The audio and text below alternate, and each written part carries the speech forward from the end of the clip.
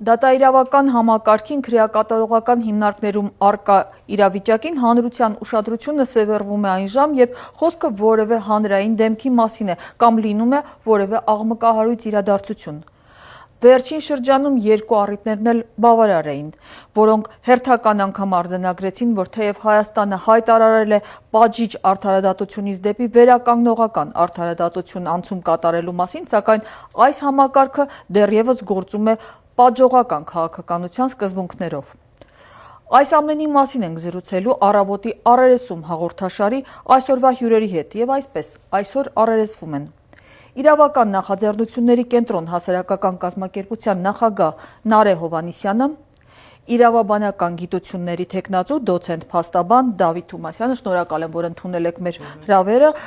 մասնավորից անցնենք ընդհանուրին, մի քանի վերջին շրջանի աղմկահարույց իրադարձությունների մասին խոսենք։ Տեսեք, գիտեք, որ վերջին շաբաթվա ընթացքում հայտնի դարձավ մասնավորապես ոդքասթի հեղինակ Նարեկ Սամսոնյանի հացադուլի մասին, որ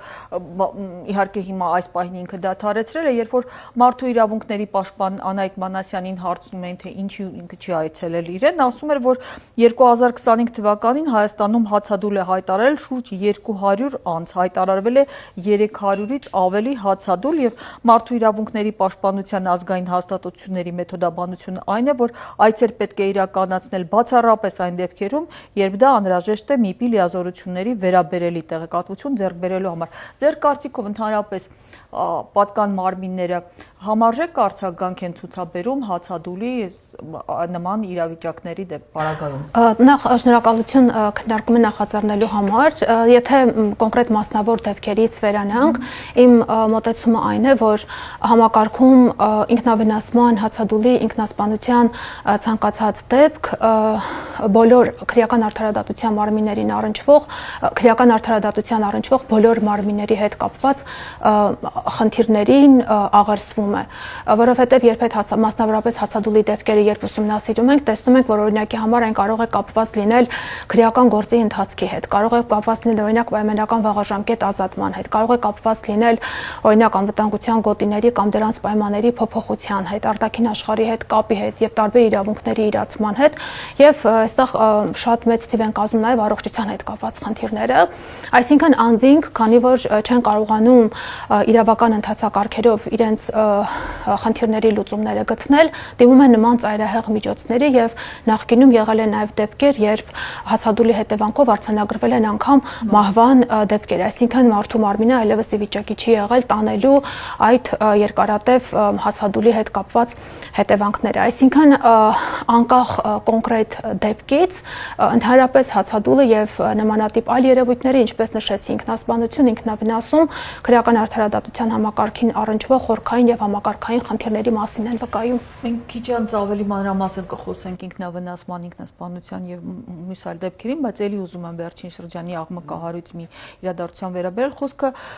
Շիրակի թեմի առաջնորդ Միքայել arczepiskopos-ի հետ կապված էր, երբ որ խնդիր առաջացվեց, որ ազատազրկման վայրում իր կրոնական,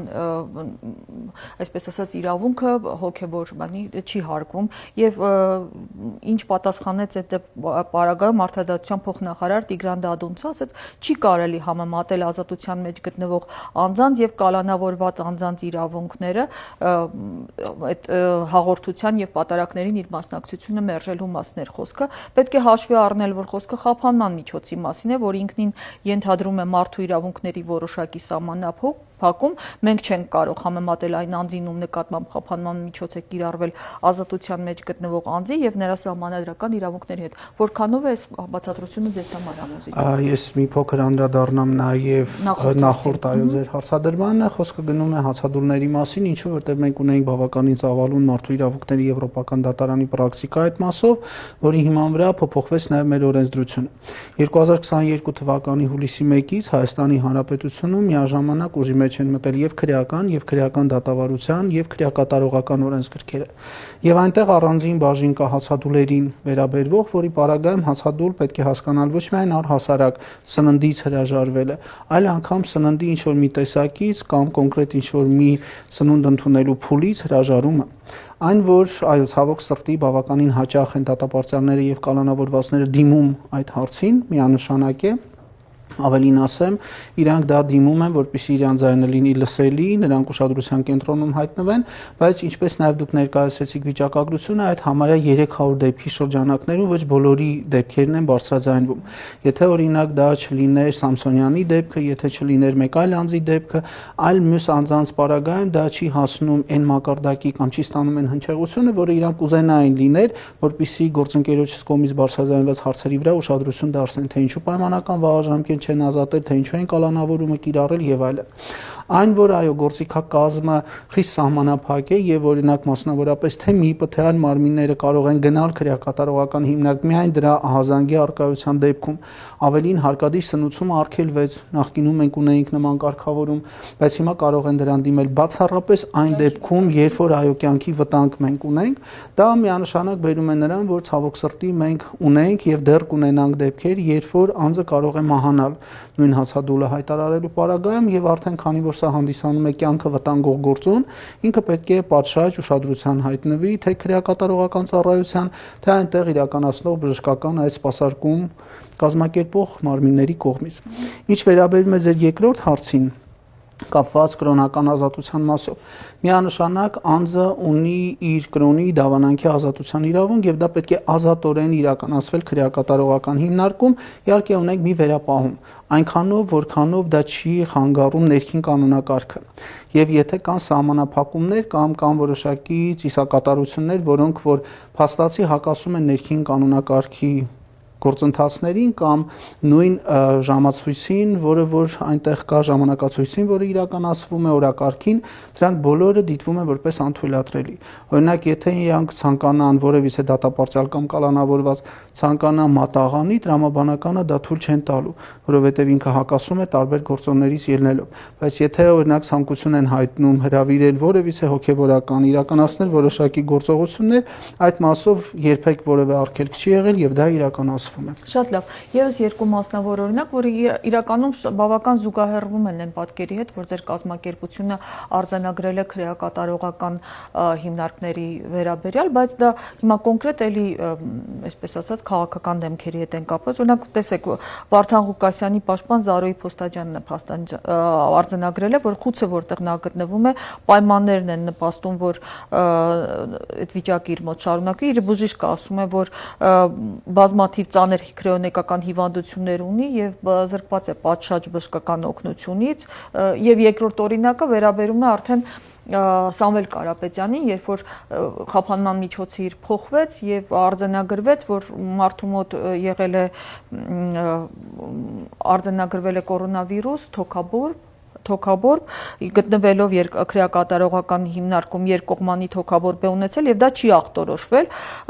Գրություններ են եղել պաշտոնատար անձանց, այլ իր փաստաբան Արամ Վարդևանյանն է ասել, որ բժշկական ստուգում պետք է ապահովեն, գրություններով հայտնել են, որ զննել են ու ոչ մի առողջական խնդիր չեն հայտնաբերել, այսինքն եւ պատշաճ բուժօգնություն եւ խցերի պայմաններ են։ Տեսեք, իրականում բուժօգնությունը իհարկե բոլոր խնդիրներն են կարևոր եւ օրակարգային առաջնային, բայց բուժսպասարկումը առողջապահական ծառայությունների հասանելիությունը համակարգի ամենացավոտ կողմերից մեկն են։ Այստեղ ինչ իրավիճակ մենք ունենք։ Տեսեք, երբ անձը մուտք է գործում հիմնարկ, մենք չունենք այնպիսի մեխանիզմ, որ իր առողջական վիճակը այսպես ամբողջական սկրինինգ իրականացվի, տրվի անձի, այսպես ասած, առողջական վիճակի նկարագիրը եւ հետագայում անհատական պլանավորման կամ մոնիթորինգի միջոցով անձի առողջական վիճակը վերահսկվի եւ փորձարվի հասկանալ, թե օրինակի համար շենքային պայմանները, ընդհանրապես ազատազրկումը ինքը իրենով ինչքան է ազդում բացասաբար տվյալ անձի առողջության վրա, դրա հետ կապված որևէ այդպես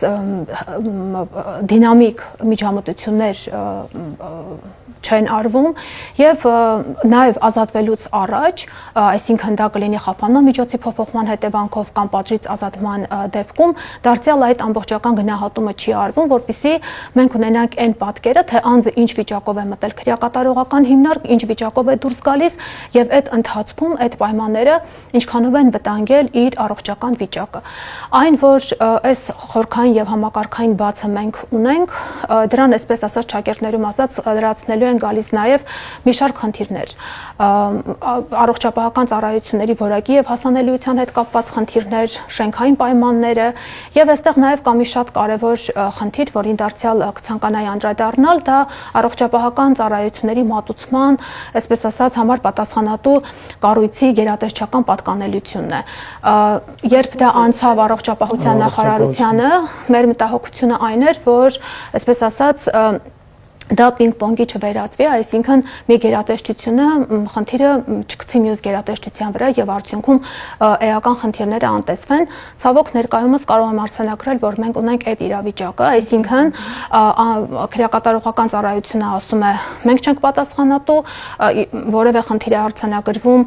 կապում են օրինակի համար հոգեկան առողջության հետ կապված խնդիրների հետ, իսկ քրեակատարողական բժշկության կենտրոն ՊՕԱԿ-ն էլ ասում է, որ օրինակի համար շենքային պայմաններն են պատճառը, մենք էլ այդքան բավարար ռեսուրս չունենք, որպեսզի ամբողջ ծավալով դա իրականացնենք, այսինքն թեև այդ գերատեսչական փոփոխությունը պիտի գար, ենթակայության փոփոխությունը պիտի գար ավելի բարելավելու առողջապահական ծառայությունների որակը, սակայն դա բավականին այսպես լուրջ փակուղի է մտցրել այդ ծառայությունների մատուցումը եւ եթե նաեւ տարբեր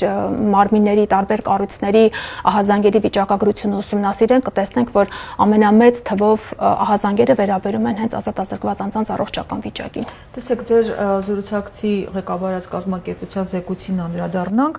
Հայաստանի քրեակատարողական հիմնարկների շենքային պայմանների վերաբերյալ նշում է, որ շարունակում են մնալ անմարդկային եւ ոչ բավարար։ Հայաստանի քրեակատարողական հիմնարկների ընդհանուր շենքային եւ կենցաղային պայմանները բավական մտահոգիչ են եւ կարող են նախադրյալներ ստեղծել, ինչպես նաեւ հիմա էլ ասեց, այսինքն կենսաբանական մահերի եւ ինքնասպանությունների աճի համար գույները չի խտացրել։ Ցավոք սրտի պայմանները միանշանակ կարող են անմիջականորեն անդրադառնալ անձանց թե առողջության վրա, թե առողջության որակի վրա, թե նաև կյանքի որակի վրա։ Այդ հանգամանքից ելնելով շատ կարևոր էր այդ նախաձեռնությունը, որը ներկայացվեց, գերատեսչական փոփոխությունը, բայց դա բերեց նրանց, որ արդյունքում տուժում են այո դատապարտյալները։ Եվ եթե դատապարտյալը ունի առողջական խնդիր, ապա որևիցե ձևով արդարացված չէ այն հիմնավորումը, որ այս պայմանն է մեղավոր կամ այս պատճառն է հիմք հանդիսացել, եթե համապատասխան պայմաններ չկան քրեակատարողական հիմնարկում այդ առողջապահական իրավունքը ապահովելու, անձը պետք է տեղափոխվի բուժ հաստատություն։ Եվ բուժ հաստատությունները պարտավոր են տրամադրել դատապարտյալի նույն որակի ծառայություններ, ինչ տրամադրում են ազատության պայմաններում գտնվող անձանց, անկախ նրանից դա վճարովի հիմքով է իրականացվում, թե անվճար։ Եվ եթե մենք նայենք մարդու իրավունքների տեսանկյունից, տրամաբանական է, եթե անձը ունի խնդիր եւ խնդիրը չի լուծվում քրեակատարողական հիմնարկի ներսում, նշանակում է միակ լուծումը պետք է լինի այդ անձին համապատասխան հաստատություն տեղափոխելը։ Դրա միակ պատասխանատուն հանդիսանում է համապատասխան բժշկական հաստատությունը, որը որ պետք է կազմակերպի այդ ամբողջ գործընթացը։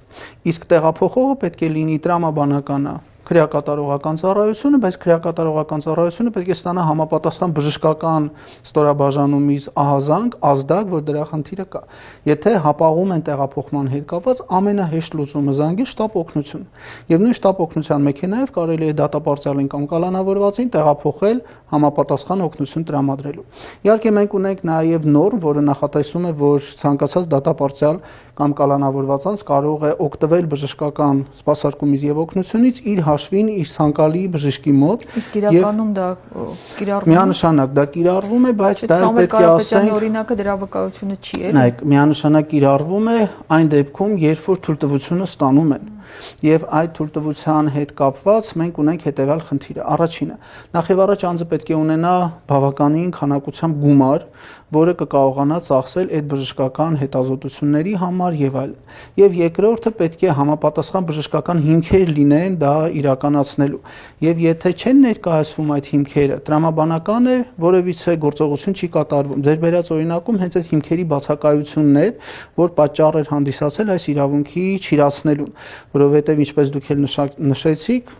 կատարվել էր հետազոտություն, որի արդյունքում որևիցե բան չէր պարզվել։ Այսինքն, եթե չի տրվում հիմքը բժշկական ստորաբաժանման կողմից, տրամաբանականը հետագա որևիցե գործընթաց չի կազմակերպվում։ Այստեղ նայեք, հենց խնդիրը կայանում է նրանում, որ երբեմն նույն բժշկական ստորաբաժանումը ունի այնքան քիչ ռեսուրսներ կամ սարքավորումներ, որի պարագայում ինքը չի կարող ուղղակի դա հայտնաբերել։ Եվ եթե ինքը ունի ողջամիտ կասկած, որ այդ անձի մոտ առկա է նախանշաններ այս կամ այն հիվանդության կամ որևիցե այլ ախտանիշներ, ինքը պարտավոր է ձեռնարկել բոլոր գործողությունները ամբողջական պատկերի ունենալու եւ ճիշտ ախտորոշում իրականացնելու համար։ Նոր դրանից հետո արդեն երկրորդ պատասխանատուն գալիս է քրեակատարողական ծառայությունը, եթե իրենք գալիս են ախտորոշմամբ ինչ որ մի անձի վերաբերյալ փաստաթղթեր, կիրառել ամբողջ գործիքակազմը։ Տեսեք, մի տարուց անցած տարվա ամառվանից արդեն շրջանառության մեջ է դրված նախագիծ, որով առաջարկում է դադարեցնել դատապարտյալների հիվանդանոց քրեակատարողական հիմնարկի գործունեությունը այն հիմնավորմամբ, որ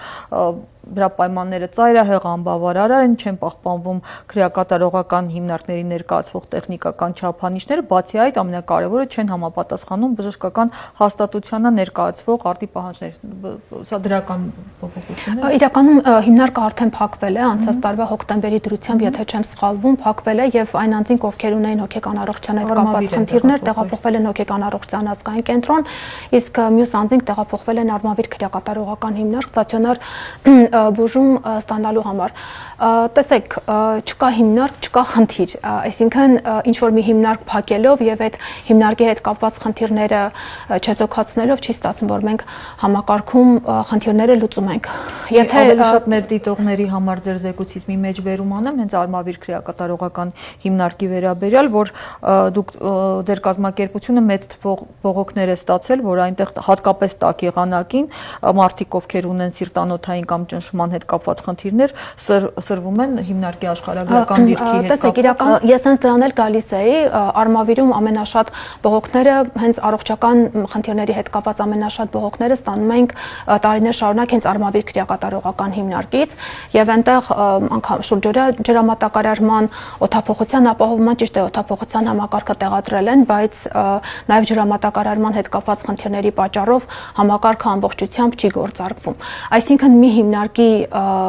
ծառայություն, մի հիմնարկում մատուցվող ծառայության որակը չբարելավելու պայմաններում մեկ այլ հիմնարկից ազատազրկված անձանց տեղափոխել տվյալ քրեակատարողական հիմնարկ, ըստ էության իմ մոտեցումը այն է, որ դրանով մենք խնդիրները որպես այդպեսին չենք լուծում եւ այստեղ ինձ օրինակ հավասարապես մտահոգում է նաեւ հոգեկան առողջության խնդիր ունեցող անձանց հետ կապված հարցը, օրինակ այդ անձնակազմը, ով աշխատում է նրանց հետ, արդյոք իրենք վերապատրաստված են ազատազրկված անձանց հետ աշխատելու համար, արդյոք շենքային պայմանները վերազինված են այդ անձանց անվտանգությունը եւ մեկուսի պահելու պայմանները ապահովելու համար, այսինքն կան գործնականում բազմաթիվ խնդիրներ, որոնց վերաբերյալ ցավոք պատկամարմիններից բարձաբանումներ որպես այդպեսին չենք էլ ստանում։ Մեջբերում քրեակատարողական հիմնարկներում եւ մարմիններում հասարակական վերահսկողություն իրականացնող դիտորդների խմբի անդամ Շուշան Խնկոյանի խոսքից նա պնդում է, որ ինքնավնասումներ կատարող անձանց հետ եւս պատշաճ աշխատանք չի կատարվում, կարևոր խնդիր է նաեւ աշխատակիցների կողմից պատշաճ հսկողությունը եւ երևի թե նաեւ սրանով է պայմանավորված այն մտահոգիչ ցուցանիշը, որ արձանագրվեց անցած տարվա ընթացքում 2025 թվականին քրեակատարողական հիմնարկներում արձանագրվել է մահվան 24 դեպք, որոնցից 8-ը ինքնասպանություն։ Հիմա վերջին տասնամյակում նման բարձր թվով ցուցանիշ միայն արձանագրվել է 2016 թվականին, երբ քրեակատարողական համակարգը դեռ չէր հռչակել պատժողականից դեպի վերականգնողական արդարադատության անցման մասին։ Ինչի մասին է սա վկայում։ Նայեք, սա բավականին խորքային խնդիր է, որը պետք է դիտարկել մի քանի տեսանկյուններից։ Նախ եւ առաջ սկսենք նրանից, որ ցանկացած հետպատերազմյան պետությունում լարվածությունը աճում է, անձանց սոցիալ-հոգեբանական վիճակը բավականին ծայրահեղ է լինում, ինչից ելնելով ավելանում է ոչ միայն ագրեսիվությունը, այլ նաեւ ինքնավնասման, ինքնասպանությունների հակումները։ Եվ դա ավելանում է ազգաբնակչության բոլոր շերտերի մոտ։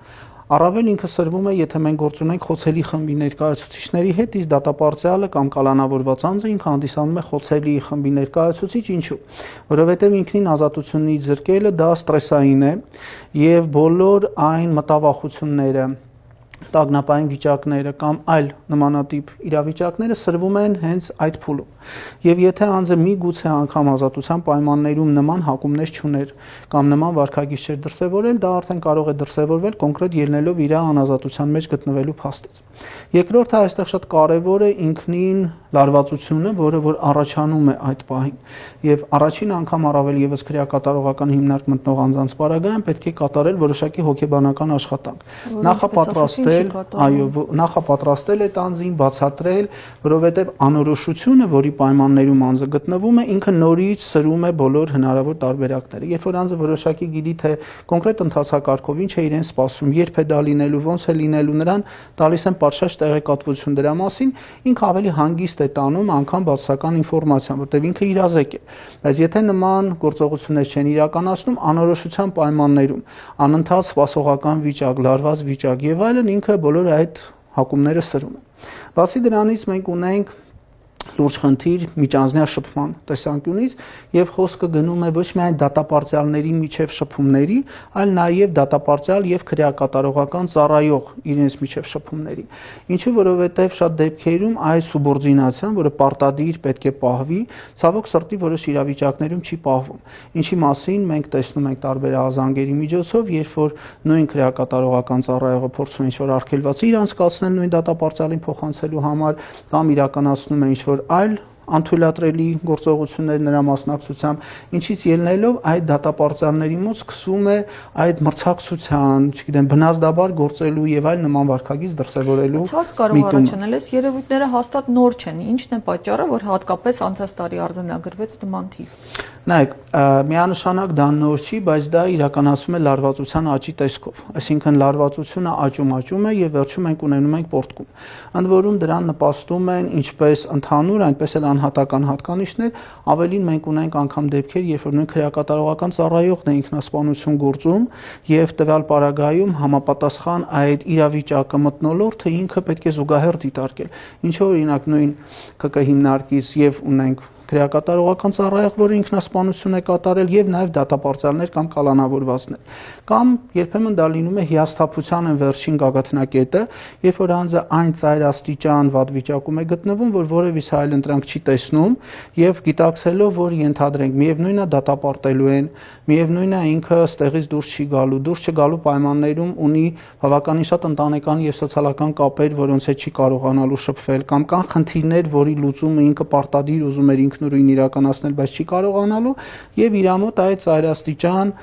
դեպրեսիվ վիճակն է առաջանում, որը բերում է դրան։ Նայեք, քանի որ հոգեբուժական օգնությունը ինքը բժշկական օգնության բաղկացուցիչ եւ հիմնական մասն է քրեակատարողական ծառայությունում, այստեղ պետք է հենց դրա վրա ուշադրություն դարձնել։ Ինքնասպանություն կատարելը դա մեկ օրվա խնդիր չէ, եւ մասնագետը պետք է վաղաժամ շփվելով, այդ անձի հետ տարբեր աշխատանքներ իրականացնելով, հարկ եղած դեպքում նաեւ հարկադրանքի որոշակի միջոցներ կիրառելու գործընթացը սկսելով, փորձի այդ մարդուն զերծ պահել իր կյանքը դադարեցնելուց։ Ձեր կազմակերպությունը զեկույցում այնուամենայնիվ այլ պատճառներ էր մատնանշել, թե ինչով են պայմանավորված։ Նշել եք, որ այս ամենը վկայում է քրեակատարողական համակարգում տիրող համակարգային խնդիրների մասին, որոնք վերաբերում են կառավարման ճգնաժամին, սոցիալ-հոգեբանական եւ առողջապահական ծառայությունների ոչ լիարժեք հասանելիության եւ մարդկային ռեսուրսների անբավարարության։ Ըստ էության առողջապահական ծառայությունների ոչ լիարժեք հասանելիության մասին խոսեցինք արդեն, բայց պիտի խնդրեմ, որ առավել մանրամասնել, թե ինչ կառավարման ճգնաժամի մասին է խոսքը։ Տեսեք, դա հնարավոր վարկածներից մեկն է, որոնք որ սովորաբար հատկապես փակ հաստատություններում կարող են ճգնաժամային իրավիճակներ ստեղծել։ Իսկ փակ համակարգում կառավարման մենեջմենթի հետ կապված խնդիրը առաջնահերթ է եւ եթե որևէ քրեակատարողական հիմնարկում նմանատիպ որևէ դեպք է արձանագրվում, ապա միանշանակ պետք է փորձել նաեւ դրա հետ կապված կառավարման խնդիրները գտնել, որովհետեւ ինչպես գործընկերը նշեց, նաև սուբորդինացիայի հետ կապված հարցեր են առաջանում, այսինքն իրենց անգամ աշխատողների միջև վերադաս, ստորադաս, երբեմն տարբեր միջանձնային խնդիրներ են լինում եւ միանշանակ այստեղ երբ նաև խոսում ենք կառավարման մասին, պետք է շատ հստակ դիտարկել նաև օրինակ առողջապահական ծառայությունների համար պատասխանատու անձանց ղեկավարների եւ քրեակատարողական հիմնարկների ղեկավարների միջև համագործակցությունը, ինչին պրակտիկայում մենք ականատես չենք լինում, որովհետեւ իրենք տարբեր ծառայություններ են, տարբեր գերատեսչությունների են ենթակա եւ նաեւ երբեմն իրենք աշխատանքային կարգով քննարկելու հարցերը բարձելու դրանց ընթացք տալու հետ կապված խնդիրներ են ունենում եւ բնականաբար դրանք եթե համակարգի ներսում կա խնդիր, այդ խնդիրը որևէ ձևով արտահայտվում է եւ այդ արտահայտման ձևերից մեկն էլ կենսաբանական մահերն են, ինքնասպանություններն են, ինքնավնասումներն են։ Ես մի փոքր բան ավելացնեմ այդ համակարգային հետ կապված, մենք ունենք նաև օրենսդրական խնդիր, որը վերաբերվում է համապատասխան տեղեկատվությունը չտրամադրելուն։ Քանի որ հոգեկան առողջության խնդիրը բժշկական գաղտնիք է համարվում, շատ հաճախ ոչ միայն քրեակատարողական ծառայողները, այլ նաև իրավապահ մարմինների ներկայացուցիչները, երբ որ դիմում են բժշկական հաստատություններին եւ փորձում են պարզել, արդյոք այդ անձը ունի նման խնդիր թե ոչ, գալիս է ստանդարտ պատասխան, որ դա բժշկական գաղտնիք է եւ այդ տվյալը չի տրամադրվում։ Բայց նման անձինք ցավոք սրտի ներկայացնում են բավականին լուրջ վտանգ եւ անկախ նրանից ինքը արդեն հայտնվել է քրեակատարողական հիմնարկում, թե կա վտանգ, որ կհայտնվի քրեակատարողական հիմնարկում, եթե իրավասու մարմինները հարցում են ուղարկում, այդ հարցմանը պետք է ստացվի պատշաճ պատասխան։ Ինչի մասով անհրաժեշտ է կատարել օրենսդրական փոփոխություններ եւ օրինակ բոլորիս համար շատ հայտնի այն դեպքը, երբ որ հոգեկան առողջության խնդիր ունեցող անձը, որը հետագայում ճանաչվեց անմեղսունակ, եւ կատարել է 4 անձի սպանություն Արամուսի գյուղի այդ դեպքի շրջանակներում, այդ մասով պարզվում է, որ եղել են հարցումներ նաև ոստիկանությունից այդ անձի առողջական վիճակի մասին, բայց որևէ տեղեկատվություն չէր տրամադրվում։ Երբ որ ինքը արդեն հայտնվեց քրեակատարողական համակարգում, նոր սկսեցին ասել, որ իր վարքագիծը adekvat չէ։ Քննիչը նշանակեց դատահոգեբուժական փորձաքննություն, հոգեբույժները փաստեցին, որ ինքը ունի հիվանդություն, որի հետևանքով ճանաչվել է անմեղսունակ, բայց դա կարելի էր կանխել անհամեմատ վաղ փուլում։ Ես մեկ այլ օրինակ եմ ուզում մեջ բերել, հանրային դեմք չի, բայց բավական աղմկահարույց էր։ 2025-ի օգոստոսին Արմավիր քրեակատարողական հիմնարկում մահացավ Արցախից բռնի տեղահանված մի անձնավորություն, որի փաստաբան Էրիկ Բեգլարյանը ահազանգել էր, որ իր պաշտպանյալը ուներ առողջական խնդիրներ, սակայն պատշաճ ուշադրության չի արժանացել, ինչ հետևանքով մահացել է։ Կես տարի անց, այսինքն կատարվածից հետո փաստաբանը էլի ասում է, որ պաշտպանյալը ունեցել է գանգատներ, բազմիցս բարձրաձայնել է, սակայն լիարժեք չեն հետազոտել, մինչև հիմա որևէ փաստաթուղթ չեն ներկայացել, թե ինչ հետազոտություններ են կատարել։ Ասում են դեռ քննություն է գնում, որևէ այլ տեղեկատվություն չեն փոխանցում։ Տեսեք, կոնկրետ կենսաբանական մահվան դեպքերից մեկով եղել է նման դեպք, երբ միջգերատեսչական հանձնաժողովը տվել է եզրակացություն, որ անձի առողջական վիճակը չի համատեղում իր պատժի կրմանը, բայց մինչև կլիներ դատարանի համապատասխան որոշումը, անձը այդ ժամանակահատվածում մահացել է։ Այսինքն այստեղ բավականին լուրջ խնդիրներ կան, թե բյուրոկրատական խնդիրներ կան, թե տեսեք, երբ օրինակի համար խոսում ենք նույն այդ մահվան դեպքերի ինքնասպանությունների մասին, այստեղ շատ հստակ պետք է ուշադրություն դարձնել օրինակ ոչ կանոնադրական հարաբերություններին, որևէ քրեական հոդվածով քրեակատարողական հիմնարկում հայտնված անձանց նկատմամբ վերաբերմունքին, արդյոք այդ հոդվածի նկատմամբ կա որոշակի կանխակալ կամ խտրական վերաբերմունք, արդյոք անձի առողջական վիճակի նկատմամբ կա խտրական կամ կանխակալ վերաբերմունք, արդյոք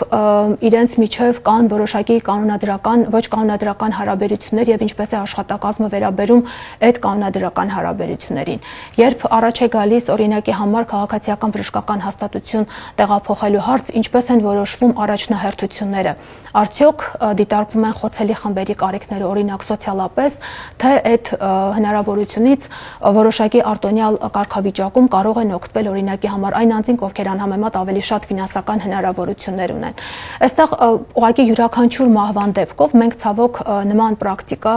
մեր իրականության մեջ չունենք եւ երբ որևէ դեպքով նաեւ հարցում ենք պահանջում, նշում են, որ դա բժշկական գաղտնիք է, անձնական տվյալներ են եւ դրանք չեն տրամադրում, բայց յուրաքանչյուր նման դեպքով շատ հստակ մանրամասն ուսումնասիրություն պետք է կատարել օրինակի համար դեպքը, որ անձանց շրջանում է արձանագրվել դատապարտյալ թե կալանավորված, ինչ քրեական հոդվածով են իրենք հայտնվել քրեակատարողական հիմնարկում, պատժի կրման կամ կալանավորման որ փուլում է եղել, քանի տարեկան են, առողջական ինչ խնդիրներ ունեն, այսինքն անձի այսպես ասած որոշակի վիճակագրական տվյալներ հանելով, դրանք համադրելով, ուսումնասիրելով, ինչը հետագայում կարող է մեծ կանխարգելիչ մեջ գործառույթ կատարել, բայց ցավոք պրակտիկայում մենք այդ մոտեցումը չունենք։ Խոսում եմ մանրամասն ուսումնասիրության անհրաժեշտության մասին, մահվան յուրաքանչյուր դեպքի, այդ թվում ինքնասպանությունների վերաբերյալ քրեական գործ է հարուցվում, վարույթ է նախաձեռնում, բայց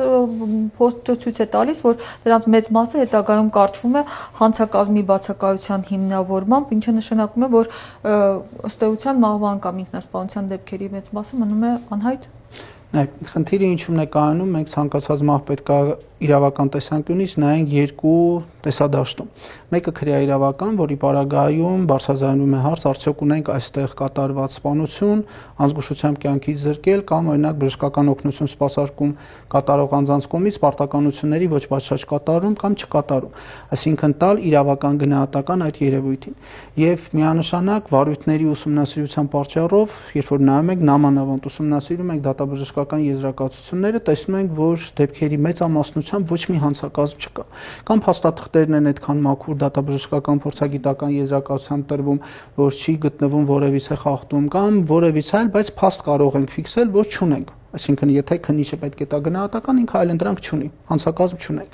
Բայց այստեղ պետք է քննարկենք դա միջազգային իրավունքի տեսանկյունից։ Մարդու իրավունքների Եվրոպական կոնվենցիայի երկրորդ հոդվածը վերաբերում է կյանքի իրավունքին, եւ պետությունն ունի պոզիտիվ պարտականություն պաշտպանել ցանկացած մարդու կյանք։ Եվ դա ոչ միայն նշանակում է, որ մահապատիժը պետք է արգելվի կամ չսպանելու գործոնն է, այլ ինքը պետք է ապահովի պայմաններ այդ անձի կյանքի իրավունքի իրացման համար եւ վտանգի արկայության դեպքում ձեռնարկի միջոցներ, որպեսզի անձի մահը վրա չհասնի։ Առավել եւս դա շեշտադրվում է խոցերի խմբերի ներկայացուցիչների մասով եւ հատուկ ներկայացվում են անազատության մեջ գտնվող անձանց մասով։ Նայեք, եթե մենք համեմատական տանենք ինքնասպանության դեպքերը ազատության պայմաններում, նույնպես տարեստարի գնալով ավելանում են, աճում են, բայց պետությունը չունի այդ պոզիտիվ պարտականությունը այդ անձանց նկատմամբ, ինչու որովհետև իրանք չեն գտնվում փակ հաստատությունում, նրանք չեն գտնվում վերահսկողության ներքո, որի պայմաններում գտնվում են կալանավորված եւ դատապարտված անձանց։ Դրանով է պայմանավորված, որ ինչ որ կամուրջից նետված մի անձի կյանքը չնայած աղմուկ բարձրացնում է, բայց ինքը չի ունենում այն ռեզոնանսը, որը ունենում է քրեակատարողական հիմնարկում կախված որևիցե անձի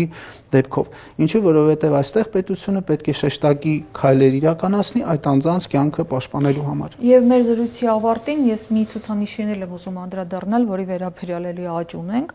Քրեակատարողական հիմնարկներում անազատության մեջ գտնվող կալանավորված անձանց թիվը տարեստարի ավելանում է։ 2018-ի հեղափոխությունից հետո կալանքի կիրառման ծավալը կրկնապատկվել է։ Չգիտեմ, կալանքը շարունակվում է կիրառվել որպես նախընտրելի միջոց հաճախ առանց իրական այլընտրանքների քննարկման։ Փաստորեն սա վերածվել է հատկապես հանրային, այսպես ասենք,